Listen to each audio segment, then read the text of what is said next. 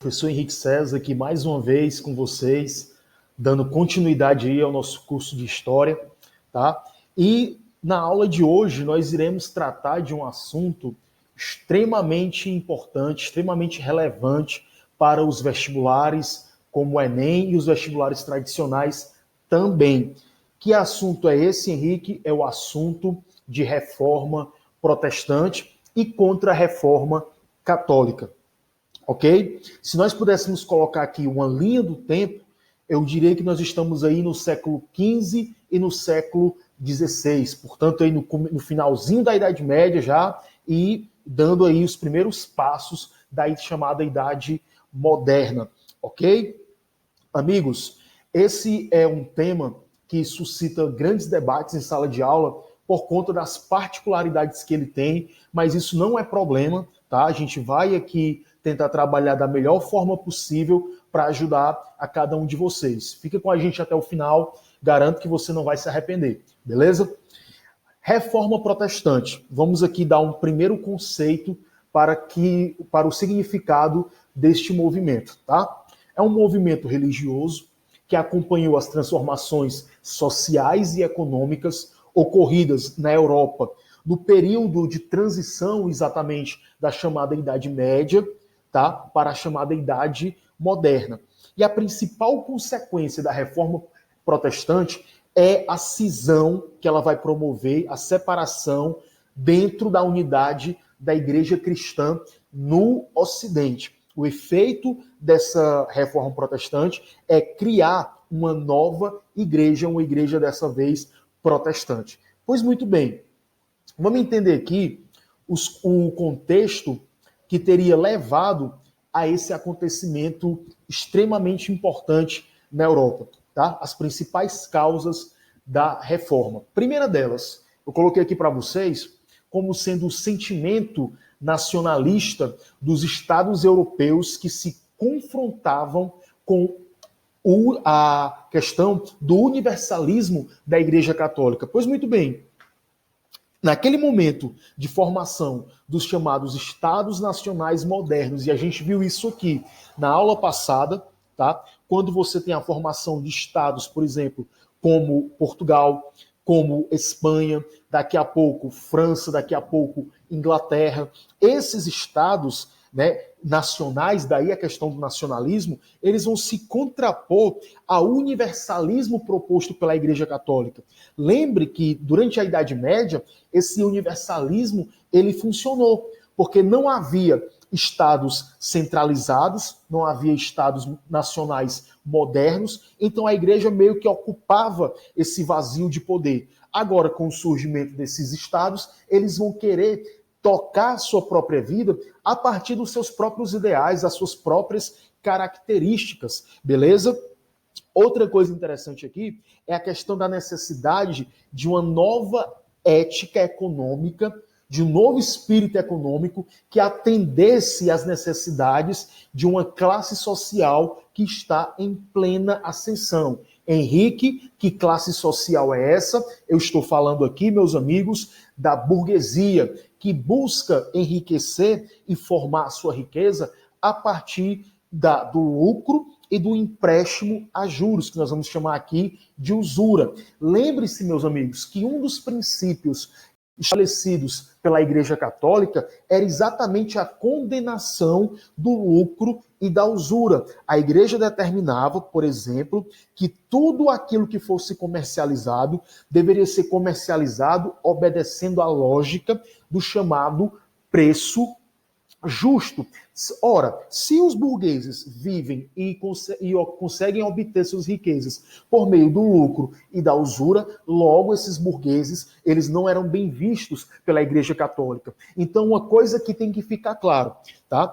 A reforma protestante é um movimento religioso, mas ele é também um movimento social e econômico. Na questão religiosa, por conta da falta de liberdade religiosa que a igreja não deixava que as pessoas tivessem. Ao mesmo tempo, é um levante por parte da burguesia que não aceita mais que a igreja interrompa a sua principal fonte de obtenção de riquezas, que é o lucro e o empréstimo a juros, chamado aqui de usura, tá bom? Aqui nessa imagem você tem as principais cidades onde essa burguesia ela vai se formar. Por exemplo, em Amsterdã, na Holanda, Veneza, Itália, na Bélgica, na Alemanha também, vai se começar a formar esse movimento e rapidamente, meus amigos, ele vai estar se espalhando pela Europa toda, ok? Essa reforma protestante, ela tem como principal ponto de partida a questão das novas interpretações da Bíblia. E isso tem muito a ver, meus amigos, com a chamada invenção da imprensa moderna, a invenção dos chamados tipos móveis de Gutenberg. Essa imprensa moderna, ela dá a possibilidade, primeiro, de tradução dos textos sagrados, tradução desses textos que estavam em posse único e exclusivamente dos monges copistas. Lembra da tradição dos monges copistas lá do Império de Carlos Magno, quando Carlos Magno cria as escolas para os nobres e a igreja detém um grande monopólio do conhecimento? Pois muito bem, a tradição dos monges copistas vem desde lá. E eles tinham um monopólio desse conhecimento, de modo que apenas eles tinham acesso aos textos gregos e em aramaicos. Quando essa Bíblia, quando esses textos sagrados são traduzidos para a língua nacional de cada país, você tem aí pessoas tendo um acesso a esse conhecimento em grande quantidade. Essa imprensa de tipos móveis, ela vai facilitar também que esse texto seja impresso em uma maior quantidade, facilitando a difusão desse texto sagrado para um maior número de fiéis. Então, o que é que acontece? Tendo acesso a esses textos sagrados, vai mudar radicalmente, por exemplo, a interpretação dos chamados cânones sagrados. Por exemplo, uma das coisas que a igreja defendia, e era uma regra que ninguém questionava, era a questão de que a salvação ela deveria ser feita exclusivamente pela questão das obras, ou que bastava que você fizesse as obras, que você já estaria salvo. E aí, tendo acesso às cartas paulinas, principalmente, as pessoas vão, por exemplo, se basear naquela passagem que diz que o que salva é a fé e não as obras para que ninguém se glorie do seu próprio feito. Então isso vai começar a gerar vários choques dentro da própria Igreja Católica. Não bastasse isso, você vai ver aqui uma grande corrupção dentro do clero católico, que frequentemente estavam envolvidos em escândalos de natureza moral e de natureza material. No caso da natureza moral, grandes escândalos envolvendo padres e bispos que, por exemplo, não cumpria com a ordenação do celibato. Ora, você sabe melhor do que eu que uma das exigências que é feita para que uma pessoa seja ordenada sacerdote dentro da Igreja Católica é que ela siga, por exemplo, a ordenação do celibato, ou seja, ela não casa para que ela tenha uma vida totalmente dedicada às coisas da igreja. Pois muito bem, o que é que acontecia naquele momento? Vários padres, até mesmo papas, tá, tinham diversos casamentos, diversas amantes, tá? Escândalos morais por trás de escândalos morais. Outra coisa, escândalos envolvendo a questão material, o clero enriquecendo de uma maneira gigantesca, e essa riqueza, na maioria das vezes, viam por meios ilícitos de obtenção de riqueza. Outra coisa, naquele momento havia a venda de cargos eclesiásticos. Como a igreja não pagava impostos, não contribuía com esse tipo de questão financeira, muitas pessoas buscavam seguir a carreira religiosa para poder desfrutar de todas essas benesses que os padres tinham. Então, naquele momento, não é mais necessário que você tivesse uma vocação religiosa. Bastasse, né, que você comprasse um cargo eclesiástico, você podia usufruir de tudo aquilo que você tinha direito enquanto religioso. Bastava que você tivesse dinheiro e a sua situação estava resolvida. Outra coisa, venda de relíquias sagradas. Isso era muito comum. Por exemplo, no filme do Abelardo e da Heloísa, por exemplo, que tem no YouTube aí completo, tem uma cena muito interessante, né? Quando o tio da Heloísa, o nome do filme é Em Nome de Deus, a história de Abelardo e Heloísa. Tem uma cena lá muito interessante que o tio da Heloísa, ele recebe diversas pessoas em sua casa e ali ele faz, assim, de maneira descarada, a venda de objetos tidos como sagrados, como, por exemplo, a pena, o feno da palha que serviu como manjedoura do menino Jesus, um pedaço da túnica de Cristo, uma lasca da cruz de Cristo, e por aí vai, tá? Vários objetos sagrados. Venda também de indulgências, ou seja, o perdão do pecado. Quando o fiel chegava para se confessar, né, ele não precisava mais cumprir as chamadas penitências do catolicismo. Bastava que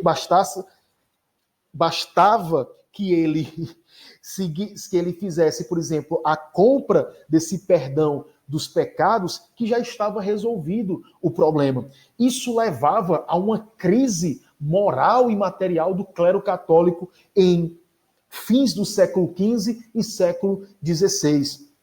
Beleza? E aí nós temos exatamente a reforma proposta por Martinho Lutero na Alemanha em 1517, tá?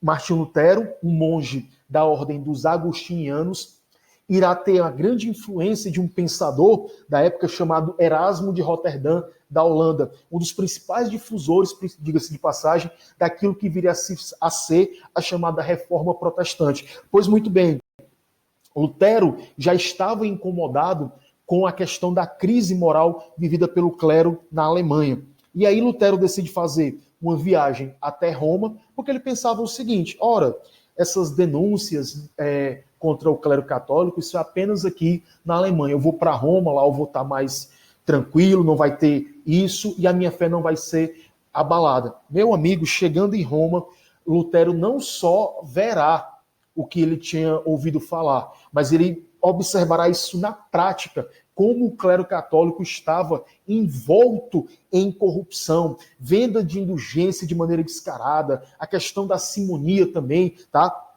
Venda de cargos eclesiásticos e venda de objetos sagrados. Nesse momento, Lutero decide romper de vez com a igreja e ele vai fixar na porta da igreja de Wittenberg, a sua cidade, as chamadas 95 teses de justificação pela fé. Segundo Lutero, essas 95 teses defendiam que o fiel, o cristão, ele seria salvo, entre outras coisas, não pela sua obra, mas pela fé.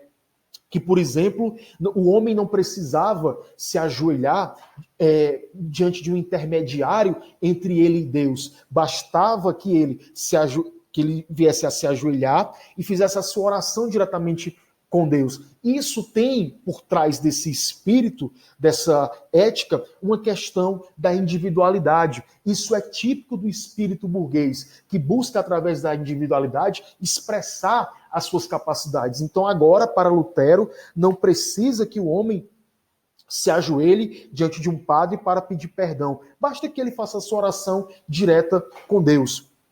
Tá? Outra coisa que é abolido por Lutero é a questão, por exemplo, do culto aos santos e às imagens. E por aí vai, são 95 teses que justificam a salvação pela fé e não pelas obras, serão fixadas por Lutero aqui na porta da igreja de Wittenberg. Quando isso acontece, meu amigo, é lógico que a igreja ela não vai aceitar de maneira nenhuma que alguém, um monge dentro da igreja, cause essa rebelião, cause esse tumulto todo. Porque, afinal de contas, Lutero está expondo a igreja de todas as formas possíveis e não somente isso. Está propondo a criação de uma nova religião, que no caso aí seria o luteranismo. Lutero vai ser levado para a chamada Dieta de Worms, uma reunião acontecida no chamado Sacro Império Romano.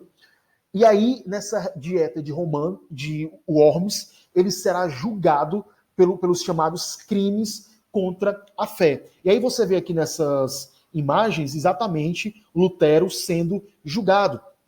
Na outra imagem você vê Lutero traduzindo a Bíblia juntamente com a sua equipe. Pois muito bem, ao final da Dieta de Worms, Lutero será levado para o castelo de Waltenburgo, tá? Onde ele será expulso, expatriado, excomungado da própria igreja, e será nesse momento em que ele irá criar os fundamentos principais da chamada religião luterana. Ora, meus amigos, quando Lutero cria a sua religião, ela ganha força muito rapidamente na Europa. Porque, entre outras coisas que Lutero propõe, ele diz lá na sua doutrina, por exemplo, que os laços feudais deveriam serem abolidos, todos eles, tá? Laços feudais esses que vêm desde o período medieval. E isso vai ter uma grande aceitação durante o início da pregação, principalmente pelos camponeses, uma classe social que vivia, subjugada pela nobreza alemã e pela nobreza europeia em geral.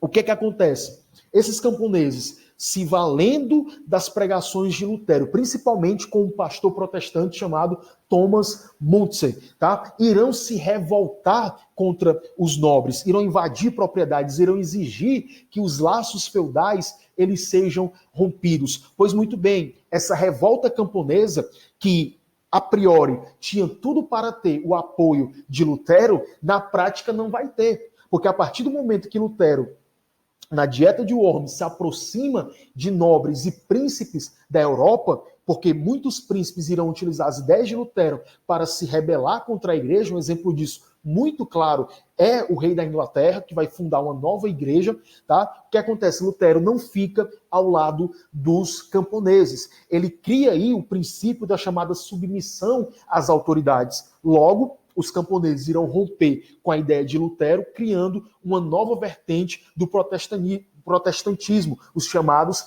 anabatistas, aqueles que não aceitam o batismo. E esses camponeses terão a sua revolta facilmente debelada, facilmente reprimida. Será na confissão de Augsburgo que Lutero irá colocar os chamados fundamentos do luteranismo. E durante a consolidação está criada a nova religião luteranista na Alemanha. Beleza? Aqui você vê nesse mapa rapidamente a expansão do luteranismo pela Europa, ok? E aí a gente vem para o segundo reformador. O segundo reformador é um cara chamado João Calvino, que em 1534 irá criar a nova doutrina e o chamado calvinismo. É lógico que João Calvino também bebeu da mesma fonte de Lutero, como é o caso de Erasmo de Roterdã e outros, tá? Uma das principais ideias propostas por João Calvino, tá, é a chamada teoria da predestinação, ou seja, você já nasce predestinado a ser salvo ou predestinado a ser condenado, tá? E não tem como você fugir do destino que Deus, o Senhor, preparou para você. De modo, meus amigos, que para o calvinismo, o que prova que alguém foi salvo ou condenado é o que ele chama de sinal. O sinal seria a obtenção de riquezas. No momento em que você consegue obter riquezas, você mostra que você tem a salvação, a marca da promessa aí, tá? Para se tornar um cristão salvo. De modo que se você não consegue obter esse acúmulo de riquezas, você não é uma pessoa salva. Isso, meu amigo, tem muito a ver, e Max Weber já tinha estudado sobre isso, com a ética protestante, como a ética protestante e o espírito do capitalismo estão intimamente ligados um ao outro, beleza? Ora, outra coisa importante aqui na teoria calvinista, por exemplo, é que nós vamos ver como o trabalho ele será valorizado. Por exemplo, se você olhar para Grécia e Roma, o trabalho, a categoria trabalho, ele tem um valor pejorativo.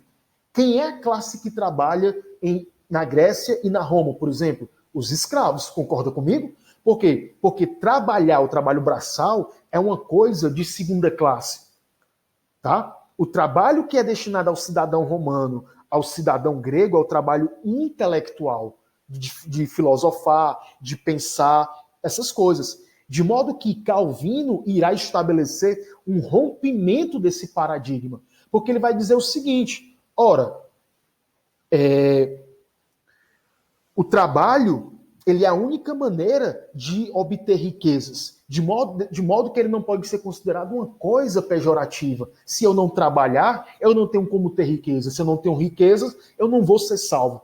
Então o trabalho passa a ter um valor moral positivo, tá? O interessante aqui é que para Calvino, o maior pecado não seria, por exemplo, a blasfêmia contra Deus. O maior pecado que alguém poderia cometer era a perda do tempo. Porque quem perde tempo não consegue obter riqueza. Perdendo tempo você não trabalha. Não trabalhando você não acumula riqueza e você não tem o sinal da salvação.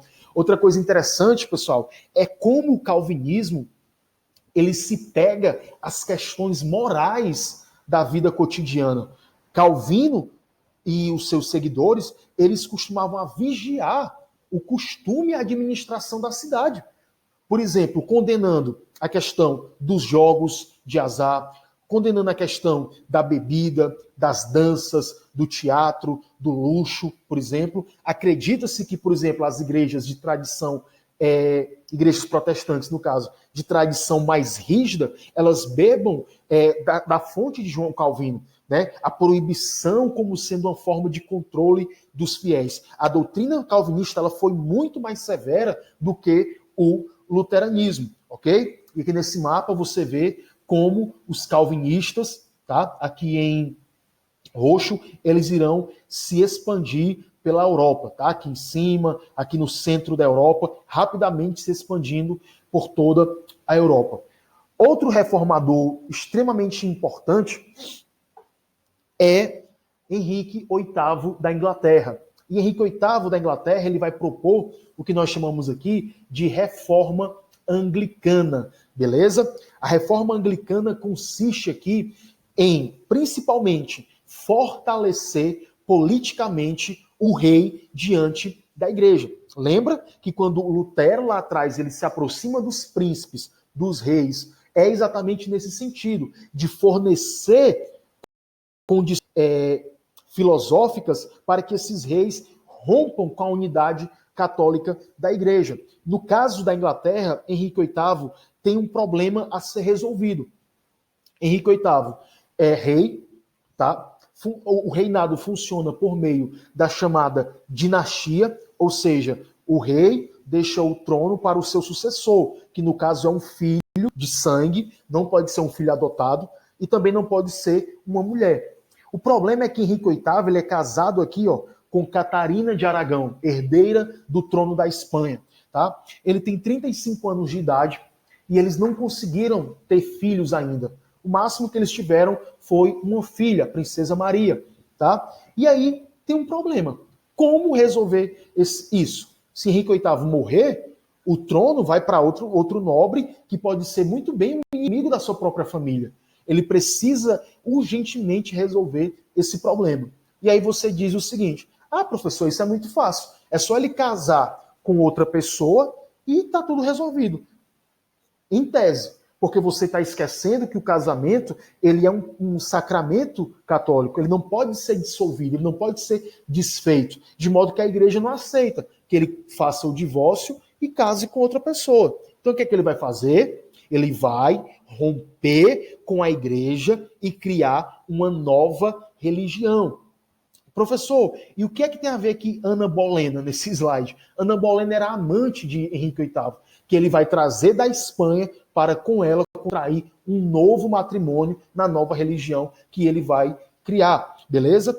Um dos principais pontos da religião anglicana, fortalecer politicamente o rei contra a Igreja Católica e também diminuir o interesse e a influência da nobreza no reino inglês, tomando-lhes principalmente a questão das terras, ok?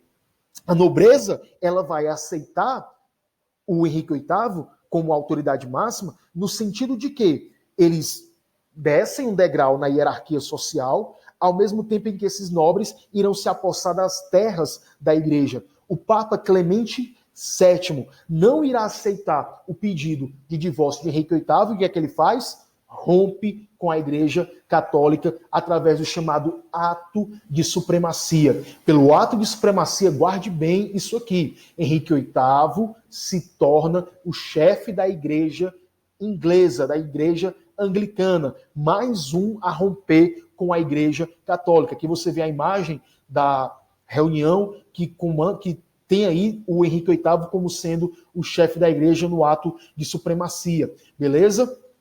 O problema, meus amigos, é que a igreja ela vai reagir, e essa reação é com extremo furor. Acontece aí a chamada contra-reforma. Se a reforma protestante, foi protestante no caso, a contra-reforma será a reforma católica. A contra-reforma nada mais é ou nada mais foi do que um movimento que buscou reorganizar as bases, as estruturas da igreja e, ao mesmo tempo, criar uma possibilidade de moralização do clero católico em resposta às críticas que eram feitas pelos protestantes, tá? Essa contra-reforma será liderada principalmente pelo Papa Paulo III, beleza? E será feita na cidade de Trento, tá? Que a gente vai já ver. Aqui nessa foto você vê a Basílica de São Pedro, tá?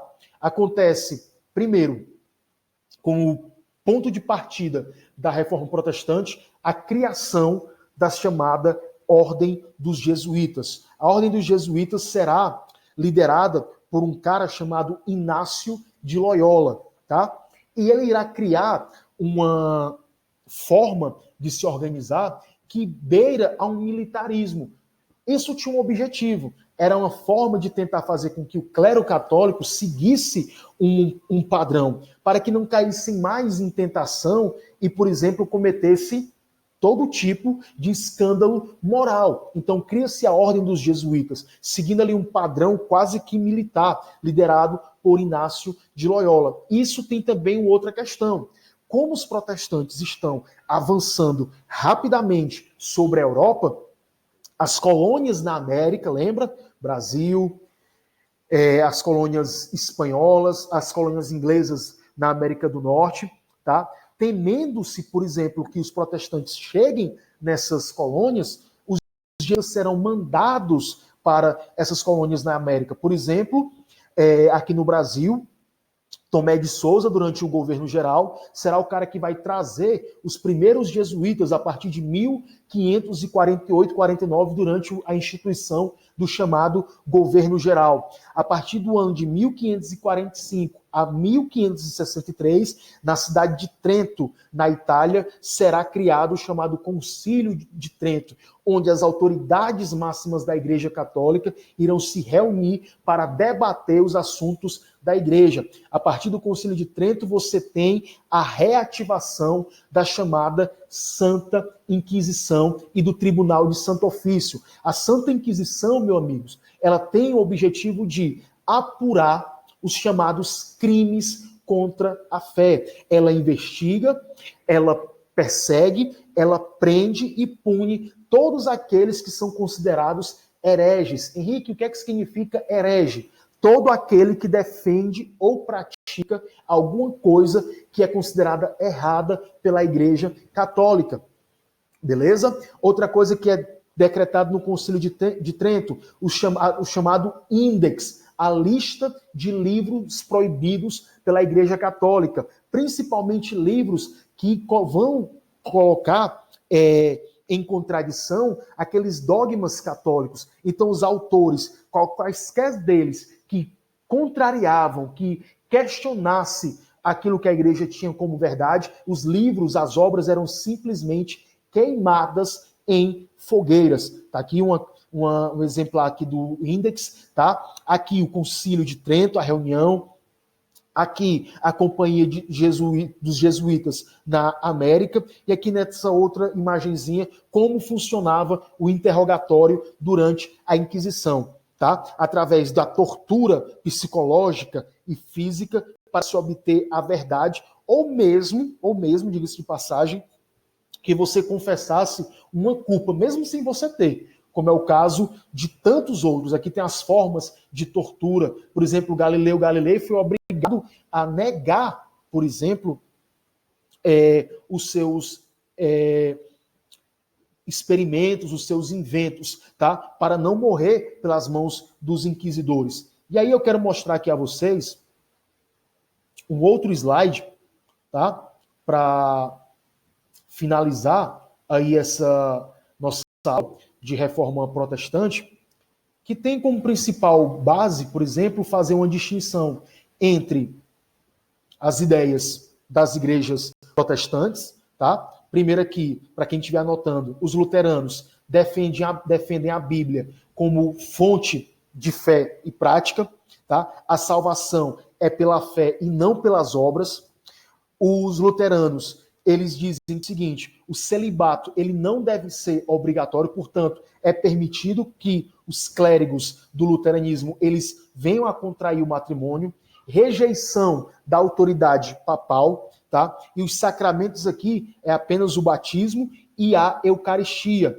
O culto ele é feito com a leitura bíblica, o sermão, tá? E a Eucaristia. Elimina-se do culto luterano o culto às imagens dos santos e o culto à Virgem Maria. No caso aqui dos calvinistas, a Bíblia como fonte de fé, a salvação pela predestinação, como a gente explicou, tá?